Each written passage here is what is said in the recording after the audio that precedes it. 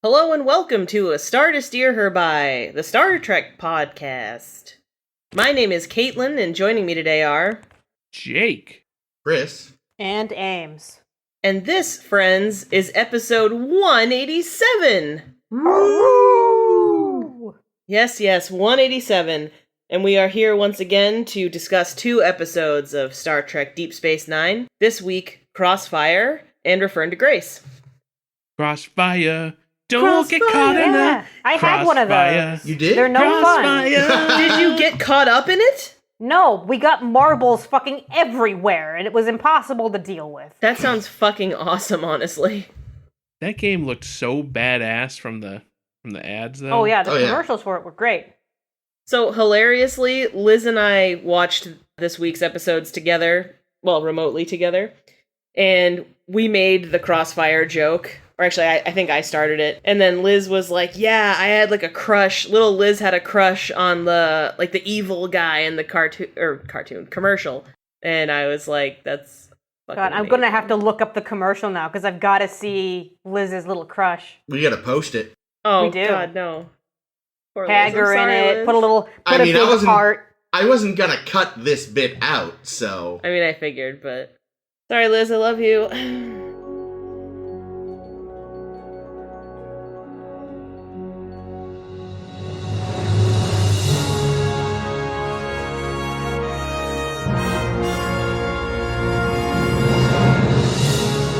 Alright, back to business.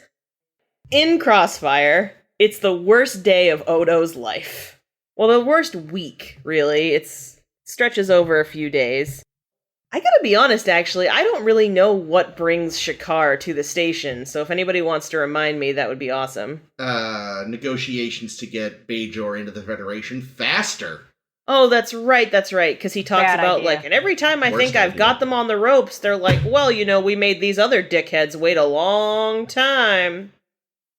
So anyway, Shakaar is on the station, and because Shakaar is an important Bajoran figure, he's in love with Kira, because that's what Bajoran leaders do, they fall in love with Kira. Yeah. And you know what, I think it's that V-neck in her uniform, like, who could really resist? So I don't really blame him. Even though they were in the Resistance, so you would think, he'd have a little more willpower, question mark. But of course, it was their time in the Resistance that, makes them so compatible and all these nostalgic memories of, like, I don't know, not showering for months and, like, living in caves and shit. I mean, That screams romance. They've already, like, known each other at their stinkiest and most fucked up, and that's what's a shock for so many new relationships. People move in together, it's like, oh, this is what you look like in the morning? He already knows. She actually comments on it. Anyway, so Shakaar is on Deep Space Nine, and, Odo's having a pretty good day. Kira's like, hey, where's your belt? It looks really nice on you. You should, redo that. And every morning we find out that Odo makes her a Raktajino just the way she likes it, and they have gossip over, all their police blogger, whatever the fuck, blotter, whatever they call it. Their crime tapes. Yeah, blotter. No, but they call it something. Yeah, the police blotter. No, but they... Oh, they do, I don't know. Just like reports, I don't know. Yeah, they get together every morning, they have a coffee, they talk about the funny things that have happened. Though, as a side, the, like, hilarious thing in this episode, what they're talking about in the first scene, is how some guy keeps getting beaten up by his wife, but it's cool because they have really great, weird sex in public, I guess?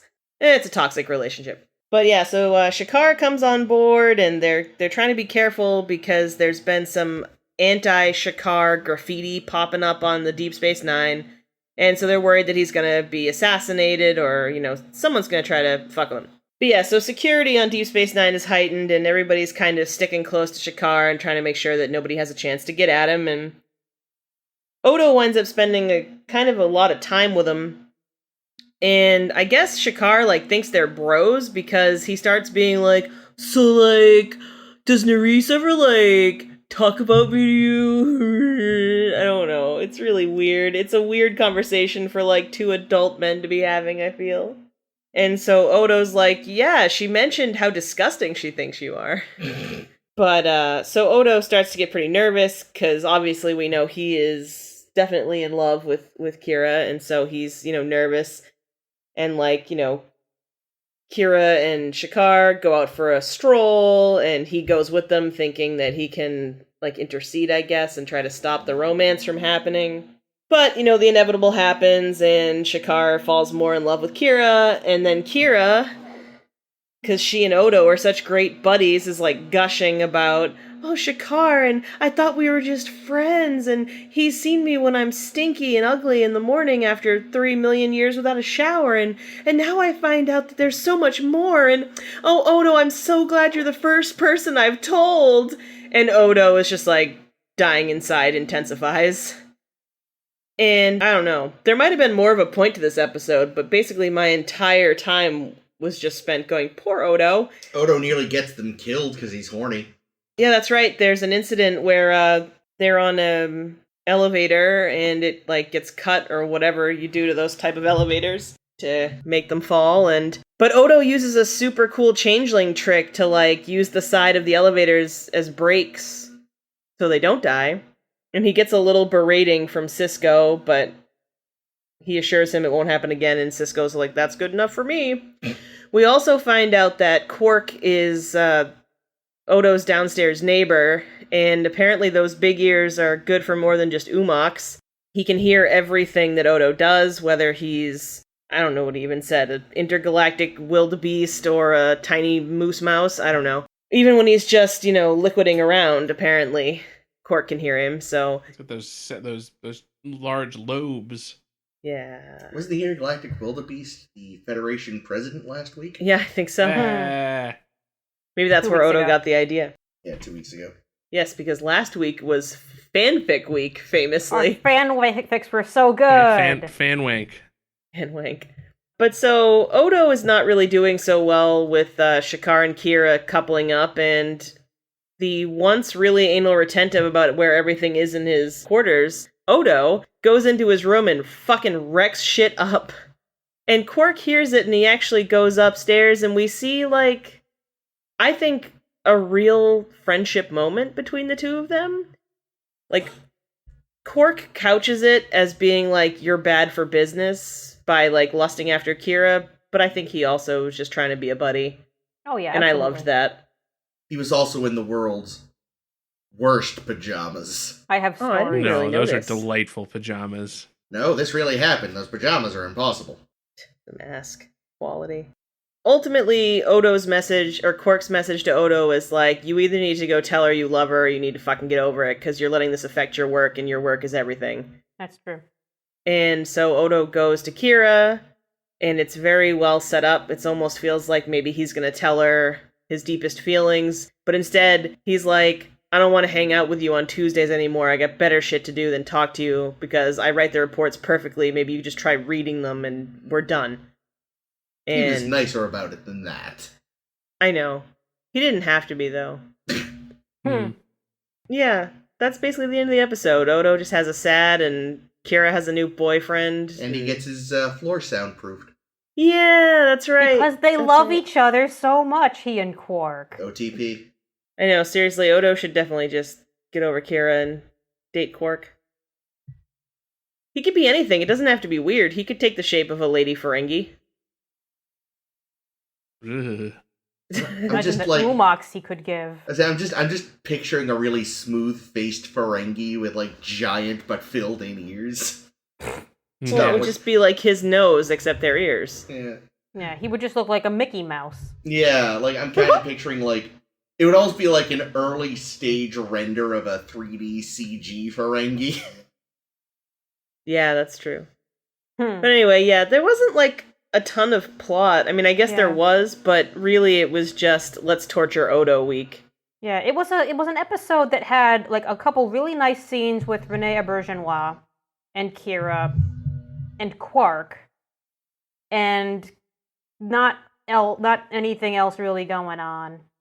Shakaar is more of a ninny now, and his hair looks stupid. Yeah, I was very disappointed in his haircut. I think it's like Samson. They took away some of his cool when they cut off his hair. Mm. Also, Kira's got to be careful with that Shakaar guy because we all know he likes to ghost people. I don't get Because he was He was the ghost. He played the ghost in Sub Rosa. Rosa. Oh, I forgot about Yeah. that. Ew. Yeah. That makes it even worse. Oh, and Yeah. apparently... Oh no, that's the next episode. Damn it. Never It mind. was just so weirdly, like, so much of this felt like a weird, like, an episode of a show. It feels like an episode of a high school soap opera, you know? It's like, does she say anything about me? And she doesn't love me, man. It's I'm like, what in is the friend going zone. on? I know she likes me, but does she like me? Or does she just like me? It's like, what is going on? Like, I know that adults can have complicated feelings about relationships, but why are they talking about it like they're teenagers? Well, here's the thing. In Odo's defense... Well, yeah, he doesn't know how. Yeah, I was gonna say, but he also isn't the one acting like a dumbass. Well, a little bit. He does fuck up his quarters in a fit of pique. He's got el pasión. Yeah, but I mean, like, he's never had romantic feelings for anybody else. So, like, for him, this is his high school drama. Yeah, that's true. you're right. He is kind of like, this is all so new to him. He's got But shit to figure out. He's been so nice to Kira for years, and she definitely owes him sex by now. Yeah, she hasn't put any sex out whatsoever. I mean, he's like, he makes her that Ractigino. Every Do you know day. how hard it is Perfectly. to ask the fucking replicator for a Ractigino every day? That's like 4 seconds he could be doing anything else with. Ugh. Over time, that could be Why minutes hasn't of his she life. put out yet? My God. I mean, here's the thing, right? Like, if they had a relationship, the real way for it to work she'd need to be allowed to get stuff on the side, because, like, he doesn't need sex, and I bet, no offense, he'd be terrible at it. What? What? Disagree. No way! He could could turn turn his himself dick into into a something with fist. 8 tongues. No, I know, but, like, he doesn't know what to do with it. That makes Oh, him you perfect. can read a book, She can dude. Yeah, teach go him. to one of Quark's Hollow programs. Yeah, exactly. You'll figure it out. Or just ask Quark. He'll just show you. Don't give Kira Umox. Jeez. I don't know. The ears are an erogenous zone for human beings, not as much as for Ferengi, but No, I bet it's not a I terrible bet he place could to figure start. it out. I bet it's the nose ridges on Bajorans. Although, like, every thrust would be precisely measured down to the millimeter. Yeah, no, he'd be too, Go deeper! How deep?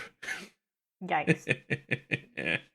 I feel like that time Data gave himself a, like, relationship program. Harder! How many foot-pounds?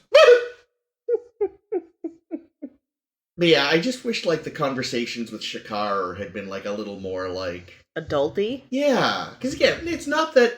I get it. An adult, no matter how old you are, like, these feelings conjure up, like, complex reactions, and no one, I think, is ever fully capable of being entirely, like, not kind of goofy about it, but my god, this was a bit much.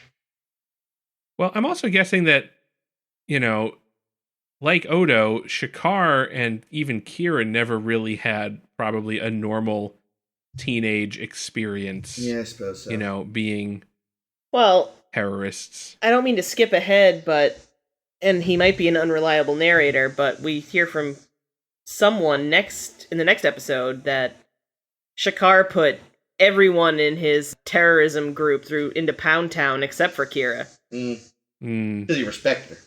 yeah, I don't know if I think that person's Like you said, unreliable narrator. I don't know, I Yeah. believe it. because he wants to. He and Odo could create a support group. Honestly,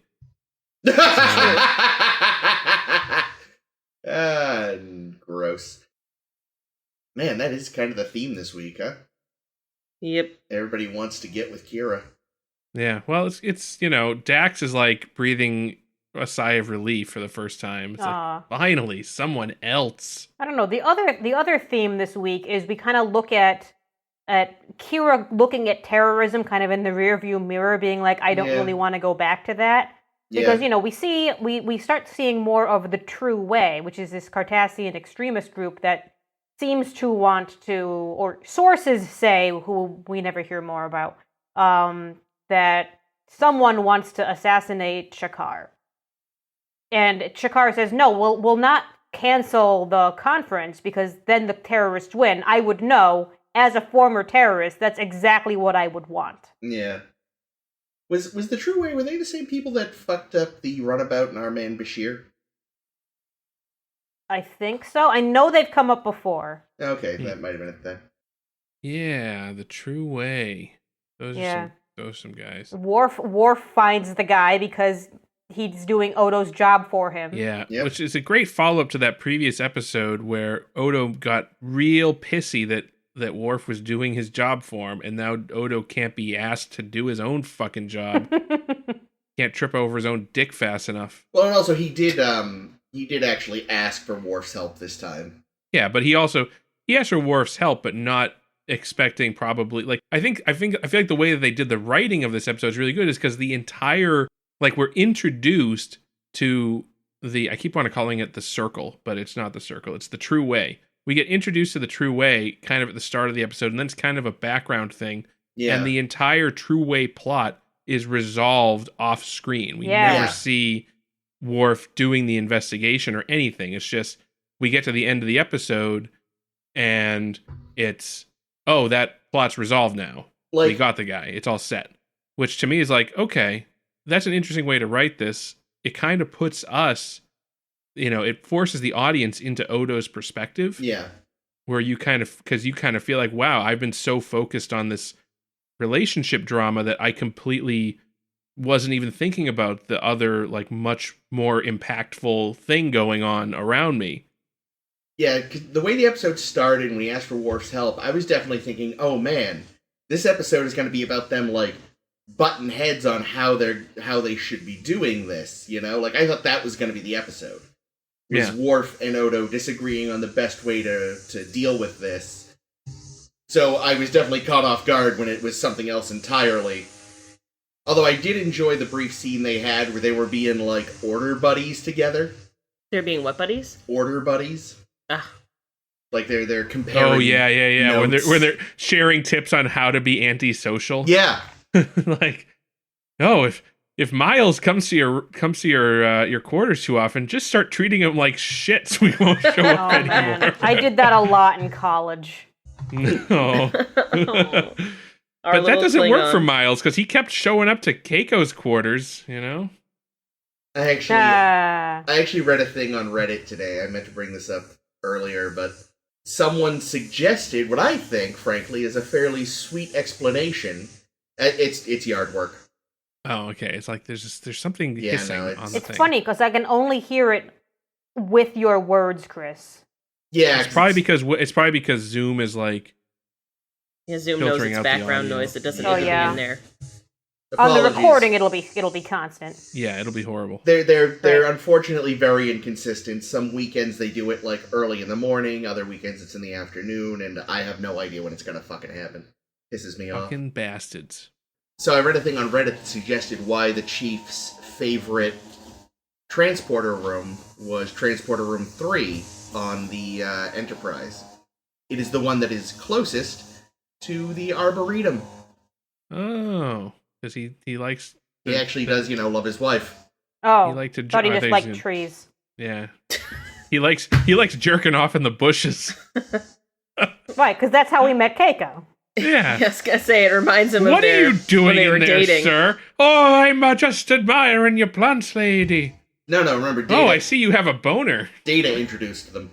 Yeah, we've been over this story. Yeah, we've established this story already. Yes, I was making up the true story of how O'Brien was peeping and masturbating in the Arboretum. Yes, we understand. You're saying he's a sex pervert.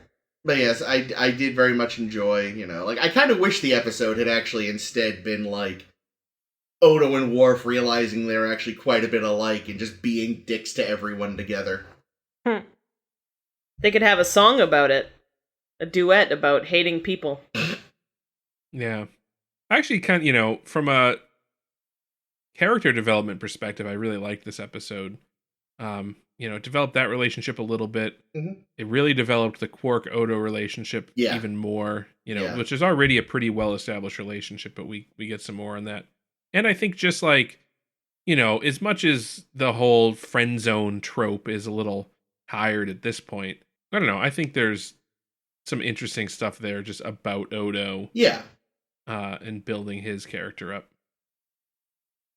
The thing is, though, like, I don't know if I would call it a friend zoning thing. Yeah, 'cause like, she doesn't even know.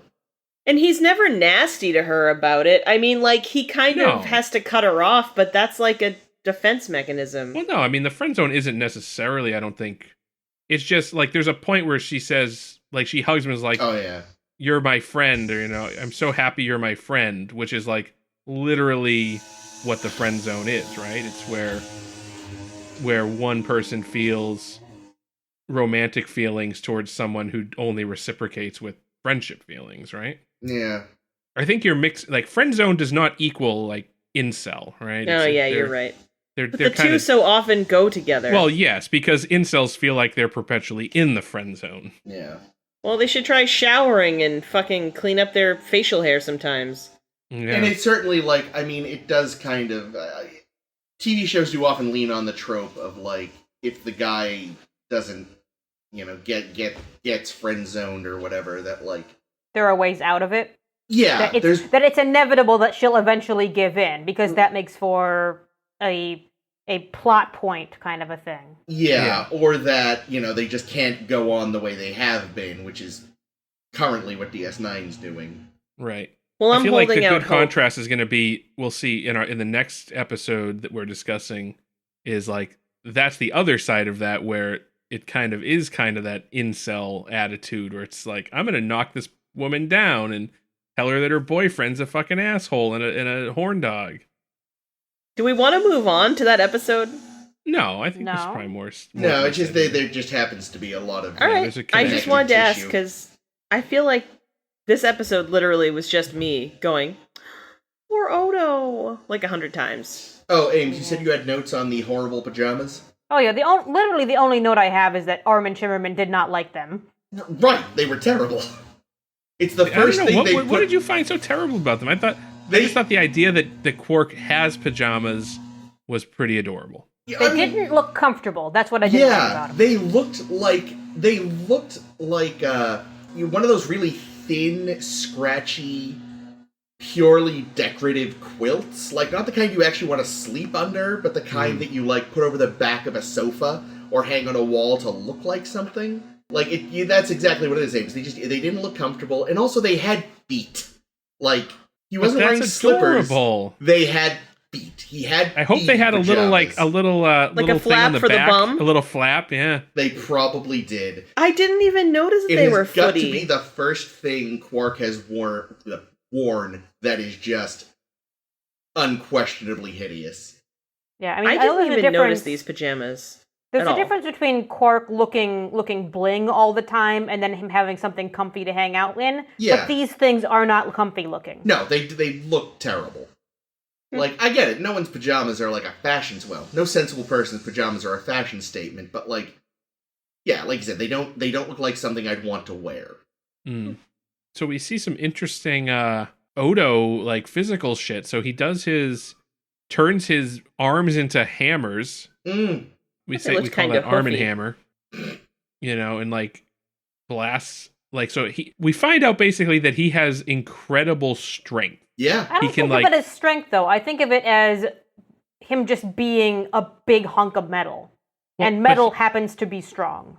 Well, it's not just that, though, but he had to have the strength to bow out the sides of the turbo lift to start, to scrape against the shaft. I don't think that's Odo, though. I think that's the thing he was being. No, because he became the thing, and then he started pushing out, right? He started making the thing longer. Yeah, that takes strength. That's not strength. That's just morphing. Yeah, I kind of agree with Ames, actually. Okay, well, what about when he, in his human form, smashed the shit out of his fucking jungle gym? Yeah. He turned just that part of his body into hammers. I didn't really feel like his jungle gym looked like it was made of anything that strong. Could have just been I'd always assumed it was metal. Yeah, me too. But also, even if it was supposed to be like wood, like a big fucking... Yeah, in the real world, they made it out of fucking balsa wood or foam or something that But, like, in universe, that was either metal or some very sturdy wood that he just shattered like it was nothing. Yeah, I think the point that they were trying to make is, holy shit, Odo is fucking ripped. Yeah. Also, and can destroy. His plan was way better than mine. I was like, oh man, what's he gonna do? Like, just turn to goo and fill the elevator with him to act as like a buffer? Oh, that'd be a good one. The original plan... Go ahead, Ames. The original plan was for him to be a hook and for him to snare on something. But I guess the directors were very adamant that they'd be able to see his face. So they decided to only turn his arms into those pistons. That's also just a better plan. It's not that great a plan. I was hoping he would become an umbrella with his head on top of it. They would just float down. Oh, God. There you go. It's just a big perfect parachute, and the parachute's his face. Yeah, perfect. Oh, so yeah, so we see Odo transform into things and break stuff and go hog wild in his room. This is just Odo peak adolescent rage. Yeah. Odo gone wild. Basically. And then at the very end, we see after he's destroyed everything, he's got that strand of hair sticking down. Yeah. And you know whose idea that was? Renee Auberjonois. And didn't tell anybody. So that when everyone's looking at the dailies being like, where did this come from? We didn't decide this. This shouldn't be possible with his character because he doesn't have hair like that. Okay. But no, Renee did that because he wanted to emulate this Japanese print he saw of a warrior in defeat. And the warrior in defeat had, his hair kind of wild because he'd been defeated by something. So, as much as it is a good look, it makes no sense for his character. Well, I don't know. I actually kind of thought it did because he has to concentrate to make his, people-y form. So it feels like a loss of control, which we've definitely seen since he just destroyed his fucking whole house. How did no one notice while they were filming, though? Maybe someone thought it was someone else's decision, and when they asked that person and said, no, it wasn't me, they're like, oh, no. Oh, no. Maybe. I actually thought it really fit the moment, so I'm glad he did it. The thing is, I don't think that he normally have individual strands of hair. Yeah, that's hair? my question. I feel like if it's so much effort to look like an Odo all the time, even a kind of half-formed Odo, it should be even more work to make it look like you have strands of hair loose. Yeah, I always assumed that his hair would just be like a solid mass. Yeah, if he's feeling that drained and defeated and so much energy has come out of him by destroying the room, then he should be more falling apart. He should look more gooey than hairy. Maybe he had gone gooey and this is him trying to pull himself back together. He wasn't trying to pull himself back together. He was definitely at the I'm gonna stay at home and eat ice cream in the dark and cry stage. With my buddy Quark. Oh god. That was actually, I know we were talking about it earlier, but I did enjoy the sort of, it's not technically meta, but the moment where he's like, you can hear that? And he just goes, gestures at his ears. Yeah, when he's being a mouse. I can hear you when you're being a mouse. Yeah. Teeny tiny feet creeping across the floor or whatever. If Ferengi ears are that sensitive that the sound of a mouse's feet will keep them up. Yeah. How are they going to run a bar? Yeah, or how are they going to sleep anywhere? Well, normally another person on the station would also be asleep at night. That's a good point. Not practicing being mice and wildebeests and what have you. But, what if they snore? Then Quark would murder them. Actually, I bet they could cure snoring. Yeah, I bet so too. I mean, but do they just not have earplugs of the 24th century? Not for Ferengi. And don't Ferengi come from a planet where it's constantly raining? Well, yeah, but raining's a relaxing sound. Oh. Actually, guys, speaking of curing snoring, Odo catches Quark with a listening device at the banquet, and he says that it's so he can listen to Rom because Rom stops breathing. Yeah. So actually, Rom has sleep apnea, and apparently they can't cure it, or they just haven't. Well, I mean, we also have to assume Quark isn't lying. Well, I know he is, but also, if the sound of the mice is a problem, the sound of a CPAP machine is gonna be a fucking disaster. They've got to have earplugs, really big earplugs. Yeah, I also don't think it's sleep apnea. It's probably just something Ferengi get that probably isn't cured the same way. Or he's just entirely and fully lying, which is even more likely. Yeah. I'm certain he's lying. I don't know. Yeah, but this episode as a whole, I wasn't jazzed about it. There was never, like, an actual conflict, really. It was just all character work, which is fine, but I also felt like we weren't doing anything with this episode. Also, Shakaar is suddenly boring as fuck. Yeah. In fact, the original... Yeah, the haircut looked bad. No, the original ending I read was that Oda would have had to choose between the two of them when there was like a fire blast heading for their way. And it was a matter of, okay, do I save Kira, who, I would love to save because I like her, or do I save Shakaar because I'm being his bodyguard today and it's my job? And that he would have chosen Shakaar out of stubbornness, basically, and that Kira would have almost died. But then I guess they decided that would have been Odo being really fickle, and they didn't like that. Well, let's not forget about that changeling pettiness. But also, like, he's a big old shapeshifter. He surely could have shapeshifted into something that could save them both. Like an really big arms. That's true. When he was helping Kira, or whom we thought was Kira, in the caves that time. Yeah. And he got to be like a big parachute over them. Yeah. To save her from falling rocks and shit. Yeah. I really liked the episode. It's just that nothing happened. Yeah. Like it really, I had some very like emotional moments. And I think the thing that got me the most was when he was like, why would anyone like her love someone like me? And that, like, I don't know, as a fat adult who used to be a fat kid who, like, didn't necessarily feel worthy of affection. That's a hard-hitting question from Odo. And I don't know. Poor Odo. Huh? I said poor Odo. Just poor Odo. All episode, his heart wasn't breaking, his heart was oozing. Ew. Yeah. I wasn't a fan of the whole, the Bajorans are still trying to get into the Federation, which I think is a horrible mistake. But also, now they want special treatment, whereas every other group that has joined the Federation has had to follow certain protocols and timelines and stuff, and Bajor's like, but we want to be special! Murr! And I hate them. I also can't imagine, like, that Shakaar is a very good prime minister. Like, yeah? Why's that? I don't know, because he just seems dopey, I guess. Yeah. I don't know. Well, and he even says that he would rather be a soldier than a politician. Well, yeah. Well, like, that's the thing. It's like he took the job, or he got the job because they were trying to steal his reclamators. Like he wasn't a politician. He was a revolutionary guy, right?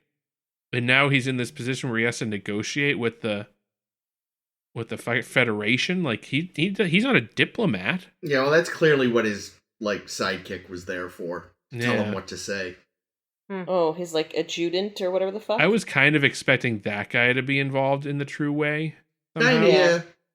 And maybe again, had this actually been about the true way, he maybe would have been. Maybe. But had this show actually been about anything, maybe it would have been. Exactly. Yeah, because that character doesn't really do anything except explain things that are happening for the audience. Yeah. And remind him to enunciate. Yeah. Because even Kira said he had a tendency to mumble. Use your words, Prime Minister. What, Jake? I said, use your words, Prime Minister. I was picturing him, but like as Colin Firth's character in the King's Speech, but mostly the part where he's just swearing a lot. Sounds about right. Yeah. Anyway, I enjoyed the episode. Not a fucking thing happened. It made me sad. Poor Odo. Odo. All right. Well, what else happened on Star Trek? This week on Star Trek. So the next episode, wait, I gotta find the title. Sorry. Return to Grace. Oh, that makes sense. All right. The sequel to Will and Grace. Ah. I thought the sequel to Will and Grace was the Will and Grace reboot that they did. Or not reboot. That's sequel to not that. canon. Isn't it? Is it not canon? No, I don't know. I'm just pulling shit out of my ass. Great. I'm glad we're here for this. All right, so the next episode was Return to Grace, and there was a lot more happening in this episode. Sort of. Kinda. Yeah, there was more. Sometimes. So, Kira is going somewhere to meet with some delegates from Bajor and Cardassia. Going to Korma. Isn't that Indian food of some kind? Yeah, Korma? vegetable korma. Delicious. Yes, please. Oh, I love korma. Oh, shit. All right. Anyway, so So Kira's she's gonna have heading some korma. she's going to go have some vegetable korma. And her space Uber shows up, and it's being driven by Gul Dukat. What? I know. I was also shocked. Turns out, ever since he went home with his daughter, whose name you didn't put in the nouns, and I can't remember it. That's because we've met her already. I don't remember her name. Her name is Zial, and she's lovely. Zial. Anyway, he went home to Cardassia with Zial. They were like, oh, well, you're fired. Your wife is leaving and taking your children. And you get to captain this piece of shit freighter now. So he's taking Kira to Korma. And while they're riding there, he's having little battle drills, and they're like, LOL, the weapons on this ship are terrible. The phasers take 100 years to charge, and everything sucks. But the reason why he's doing these drills is because he's, planning his return to power. Because of course he is. Return to Grace. Yes. Yeah. Yes. So, but they get to Korma, and the Klingons fucking killed everybody. Oh no! Yeah. What the fuck? This so escalated quickly. It did, but listen, that's how the episode went. But yeah, everybody's dead. Cardassian and Bajoran alike, and Gul Dukat, ever the opportunist, is like, this is my chance to get back in Grace. We're gonna go fuck up some Klingons. But how are we gonna do it? And Kira's like, well, if you duct tape one of the guns from the outpost to this ship, we'll be able to, really fuck some people up. And they use their weaponry and some smarts, and they're able to take over a bird of prey and kill the Klingons who had been on the bird of prey by using the bird of prey to blow up their little shit freighter. But we're not content to stop there. Gul Dukat is able to figure out... No, that's actually how he got the thing in the first place. He was able to work out where they would go next.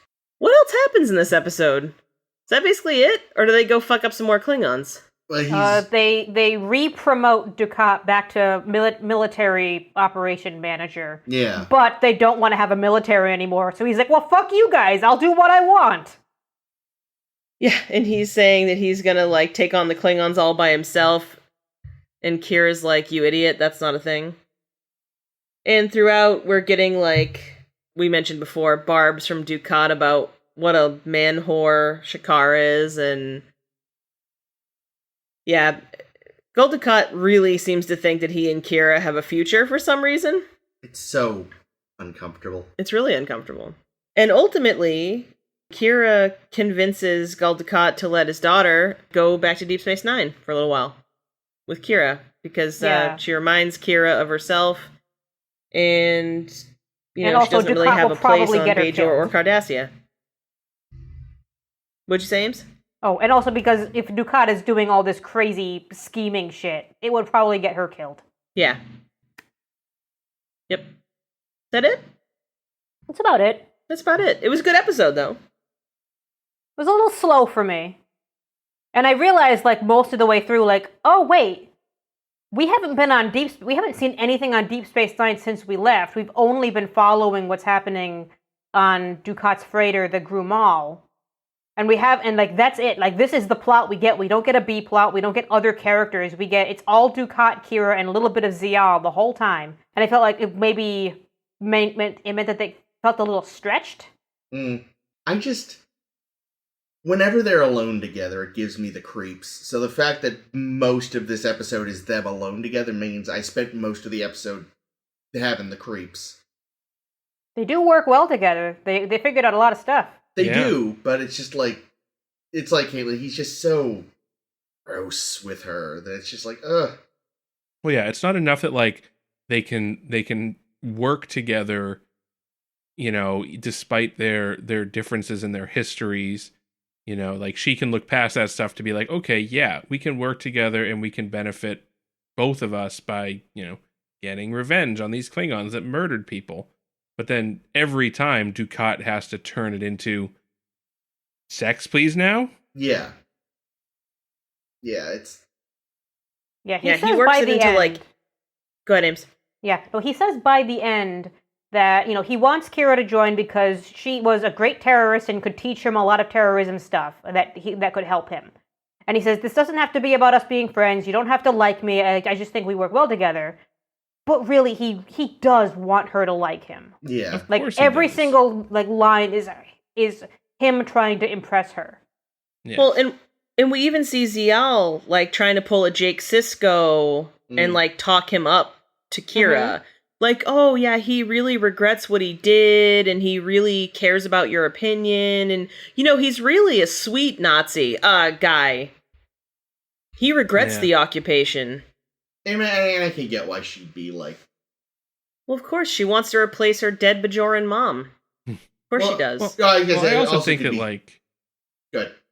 I was gonna say, I think she, she has a daughter's perspective Yeah. on the situation. Her Exactly. father can really do no wrong. Yeah, and what has he told her? Yeah. Yeah, And what things that he told her are accurate? Okay, but the first time we saw her, also the last time we saw her, he was like, I'm gonna fucking kill you. yeah. Like, but I she don't know doesn't- how she but can be like, he's really a good guy. But I don't He think didn't she kill me. thinks of it that way. I don't think she thinks of it that way. Yeah, because ultimately he didn't, and she's seen the consequences he's sort of gone through for that. Yeah. Yeah, Yeah, and like I don't know. not to give too much credit, but like Dukat did, go back and he has suffered some pretty nasty consequences for doing the right thing, doing the bare minimum right thing. Yes. But he did do it, and he did, take his his punishment basically. Yeah, and especially after having been a fucking prisoner in a mine for however long. Hmm. Your father coming along and doing the bare minimum, he's going to seem really good in your eyes. I just feel like she's look got at what he Stockholm sacrificed syndrome. for me. Yeah. Is her perspective. Yeah.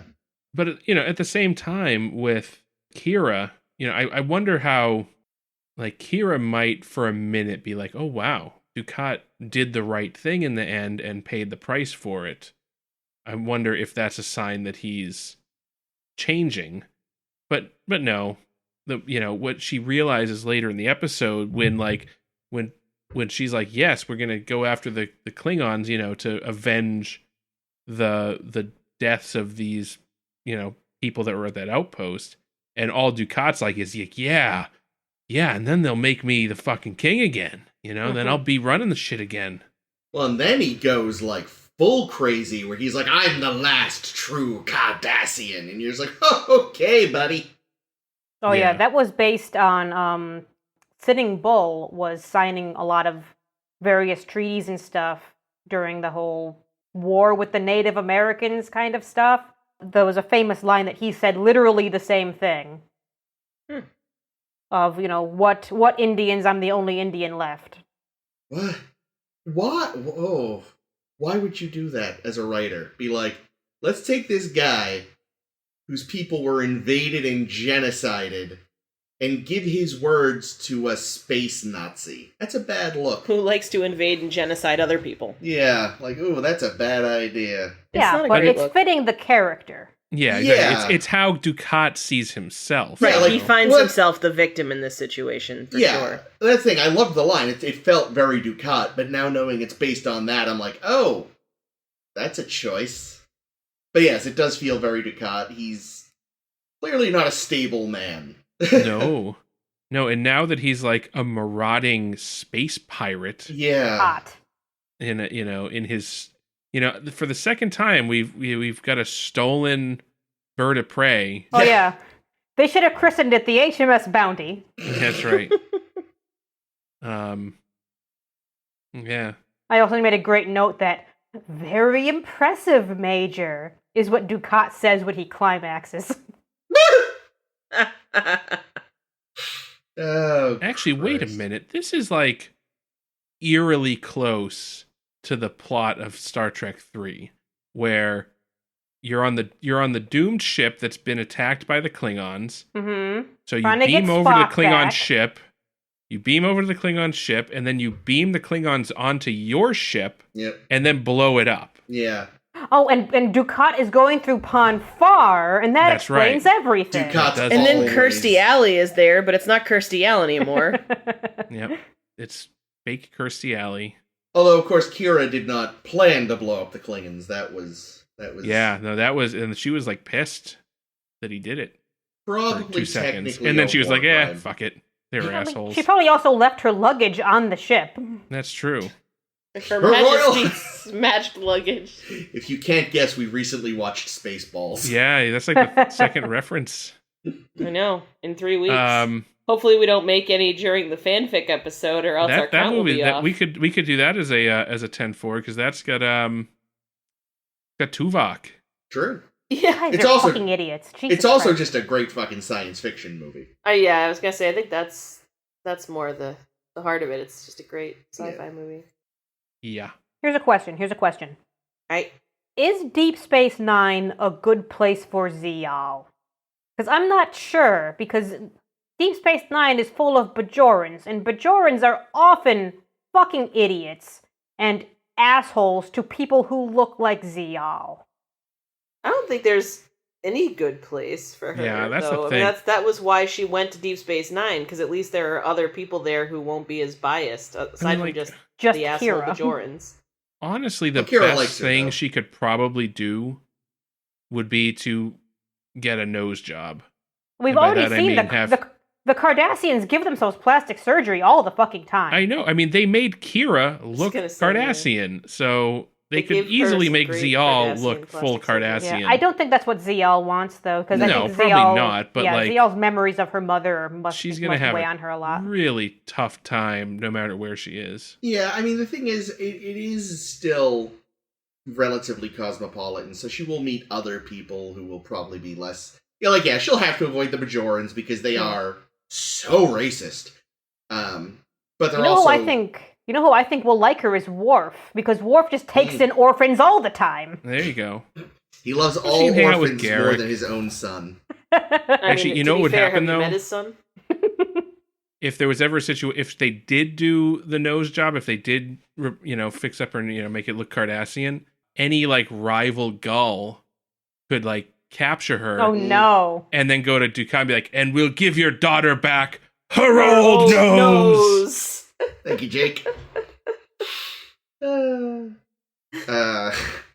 Oh my god, we have to. Let's do that. Let's do that as a 10 forward. We will someday, yeah. But, yeah, no, there's nowhere great for her. I think maybe DS9 is one of her better bets. Yeah, well, at least she has Kira there. Yeah. I mean, maybe she can go hang out with Garrick. I don't That'll know. be interesting. If they ever... Do we see her like going forward, I have or is she no just idea, to be there? Yeah, honest. we see a lot more of her. We're going to Oh, see a good. bunch more of her, but that's this is exciting. the last we're going to see her played by this actress. Yeah, they Oh. swap They pull a actresses a Moogie. couple times. She gets Alexandered that way. But does she get a better actor, unlike Alexander, who just seems to fucking get worse every time? Yeah, I think so. I feel like the future Zials are pretty good. Not that the Uh, first Zial was bad. Just No, I know No. what you're saying, though. Like, I'm saying that doesn't go Alexander was a series downhill. of unfortunate events, and I'm hoping that she won't be. I also, so this episode introduces a character kind of as like almost like background character more or Yeah. less. I forgot that he got introduced this early, but Damar, who was Yeah. the Cardassian on the bridge, the guy that was the only other Cardassian with a speaking line. Yep. And a lot of close-ups. A lot of close-ups. So it's interesting that this was his first introduction, because he's around a lot. Yeah, We'll see- except we'll as see a lot of him. I was sitting there like, why is this guy familiar? And then he calls him Damar, and I'm like, oh, wow, okay, shit. Yeah. Oh, Yeah, spoilers, apparently boys. apparently they told the actor when he says like, "Why did you bring me into this for this background role when you could have just had any extra do it?" And they're like, "No, we're gonna do more with Damar, and we wanted to get you specifically. I forget the actor's name, Carrie something. Yeah, I think Casey Biggs. I think Casey, yeah, that sounds cool. that is something like that. Yeah, and they tell him like, we have ideas for this character. We're gonna want to keep you around, so we're gonna like start establishing you now and giving you lots of close-ups. Oh, I'm So excited. make sure your makeup looks good." Yeah, no, I like Damar. He's a good one. And yes, it is Casey Biggs. You called it. Oh, Good work, Jake. apparently he was, for a time, married to Roxanne Dawson. Oh, Oh, cool. look at that. She's, Torres. B'Elanna yeah, Torres. in Voyager, Voyager. she's an engineer. I don't know who that is yet. You will. She's fun. Yeah. Yeah. So, this actually, 'cause you're talking about the lack of a B plot and things stretched kind of thin, this could have been a fine episode to have, Bashir and Julie O'Brien and the Jerrys. fighting the Jerry. What would that have to do with any of this? I mean, what did it have to do with that episode? Well, it was literally a mention of what they had been doing. That's not a B plot. I mean, they could have done like a swashbuckling pirate adventure, and that would have fit more. There we go. Why? I mean, in that Because Ducat's Gul becoming a Dukat's a space pirate. Oh, cool. foreshadowing, like the terrible pirate comic in Watchmen. Well, that wasn't foreshadowing. It was like really unsubtle, like, in case you're not getting what just happened, here's what just happened, but much less subtly. That you can cut. Every time I reread that book, I skip the pirate I shit. liked them because they helped me understand because I'm a blunt tool like O'Brien.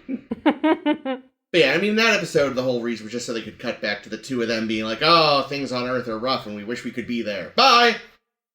It's like, okay. So, I mean, it fit in just as well in that episode as it would have in this one. Plus, Sure. hearing Julian in his posh little accent trying to be a pirate would have been pretty funny. Okay, that's kind of funny. Yeah.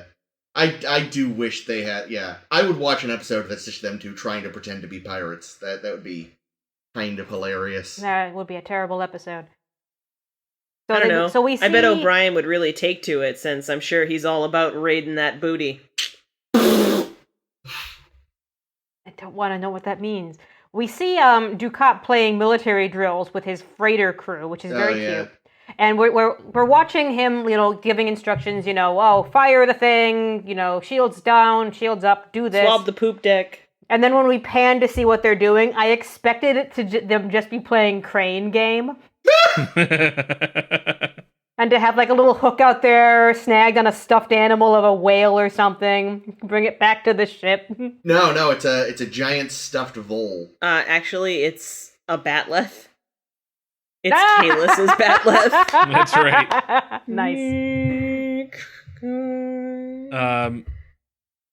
Yeah, so I wonder if... So, obviously, putting... Like, this ship is not space-worthy. At all. Freighter?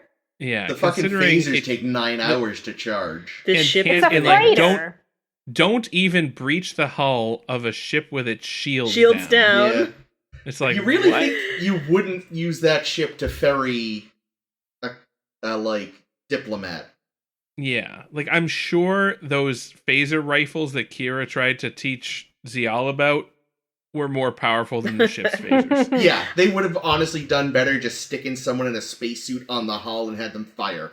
They would have I done like better that- if they'd found the sword of Kalas, stapled it to the front of the ship, and then rammed someone with it. I love that after they try to blatantly attack the Klingons are like, we're not even going to bother with these bitches. That is like the They just go to ultimate warp.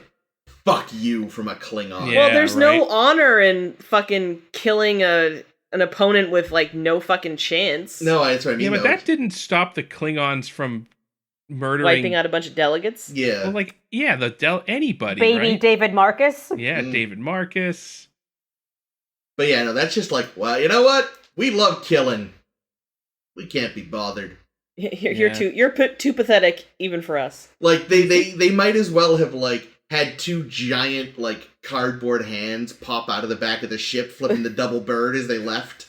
Mm. Who says they didn't? Mm. Bird of So prey Kira- blowing you off is flipping the bird, just saying. Yeah, Kira knows all their transport codes too. Yeah, Is that what was we interesting. learn. I don't know how the hell she got that.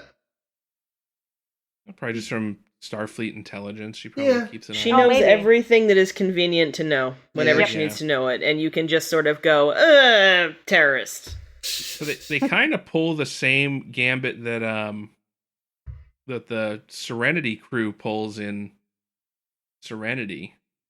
The movie or the episode? The movie. Remember how when they wanted to get through Reaver space. Reaver Reaver space? space, they strapped a cannon to the ship. Oh, I was gonna say they covered it and they're dead. Yeah, that's what I Well, was they did thinking of. that. I That's forgot also about the very cannon. Klingon. But they also had it. Remember, they had. Well, yeah, the Klingons do that in Discovery, don't they? Yeah. But they no. Remember, they strapped a big cannon to the ship, and Oh, yeah. Nope. I forgot about that. yeah. I've blocked most of that from my memory. But I yeah, believe so that's, you. I mean, that's basically what they did, right? They put the cannon from the outpost Yeah. and hit Super it glued inside a the cannon to cargo the bay. ship. Had to dump their cargo. Gul Dukat lost his cut. Oh, I was thinking about that while I was watching it. He got really mad at the idea of getting rid of the cargo. Just put it on Korma.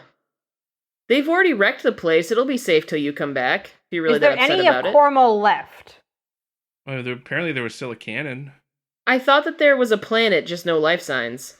Was it a planet or was it just a floating thing? Because I don't know. I'm just saying that if he I didn't... was unclear. They didn't want to build a model, so we never see it. It would have Fair. just been regular 1 with some extra bits glued on. Yeah, And at a different angle. Cardassia 1. Yeah. I'm just now, saying. now They Dukat could've. is pissed because he's going to be in trouble with Jabba the Hutt. He'd look hot in carbonite. Mmm.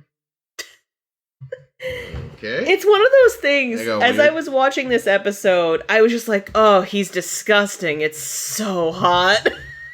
Well, he's just so well portrayed, is what it is. Like, he's such a bad man, but he's such a great character. Is really He what is a it bad man. He's a naughty boy. You He's- know, he just has that's his. I don't understand this attraction because his neck. What the fuck, The neck Like- is the hottest part. Yeah, I'm sort of into it.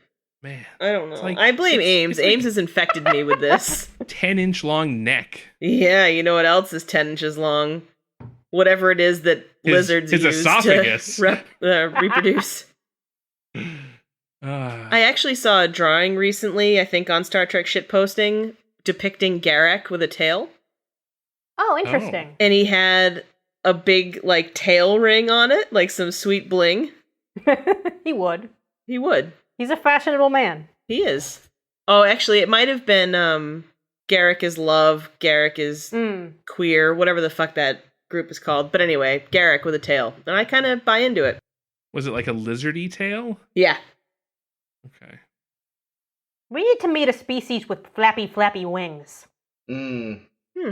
Oh, there was that bird species in TAS. Oh, that's true. I mean, there was Odo in the episode a couple weeks When ago. he was a seagull, that doesn't when he was a count. seagull. That's just Not a a seagull. very good seagull, though. Hmm, How many fries did he eat? Not enough. that's true. I don't even know how you could fuck up a seagull. I just imagine he just looks like a really shitty, 2D animation drawing of a seagull. No, he looks like one of the seagulls from, Finding Nemo. yeah. Mine. Nah. In fact, that's all the research he's done on them, so rather than going caw, he goes mine. Mine. Well, they don't go caw.